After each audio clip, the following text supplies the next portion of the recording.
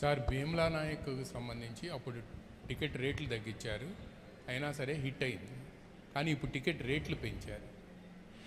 అంటే ఆ రోజు టికెట్లు రేట్లు తగ్గిస్తే నిరుత్సాహపడలా, ఈరోజు టికెట్ రేట్లు పెరిగితే కూడా ఆనందించట్లా. భగవంతుని ఏదిస్తే అది తీసుకోవడం అంతే తప్ప ఈరోజు గవర్నమెంట్ ఉంది కాబట్టి అంటే ప్రత్యేకించి పవన్ కళ్యాణ్ సినిమాకి ఇస్తే నేను ఖచ్చితంగా అది నేను ఆనందించేవాడిని కాదు. కానీ ఇది అందరికి ఇచ్చారు కాబట్టి దాంట్లో నాకు ఇవ్వకపోతే అది వివక్ష చేసినట్టు ఉంటుంది, అది కూడా తప్పవుద్ది కదా. అందుకని I think it's part and parcel. ఆ రోజు అలా జరిగింది, ఈ రోజు ఇలా జరిగింది, అంతకుమించి దీన్ని వేరేలా చూడటానికి వెళ్ళలేదు. ప్రొడ్యూసర్ నష్టపోయాడనే దేనికి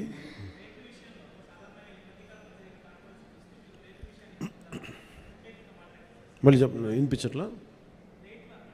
రేట్ల విషయంలో సినిమా టికెట్స్ రేట్ల విషయంలో ఖచ్చితంగా నేను నష్టపోయాను, నిర్మాతలు నష్టపోయారు. ఒక ₹5 రావాల్సిన చోట రూపాయి వస్తే దట్స్ ఓకే అనుకున్నాం. భగవంతుడు ఈరోజు మనకి ఇచ్చిన రూపాయితో తృప్తి పడదాం, ఖచ్చితంగా నష్టపోయాం. But that's okay.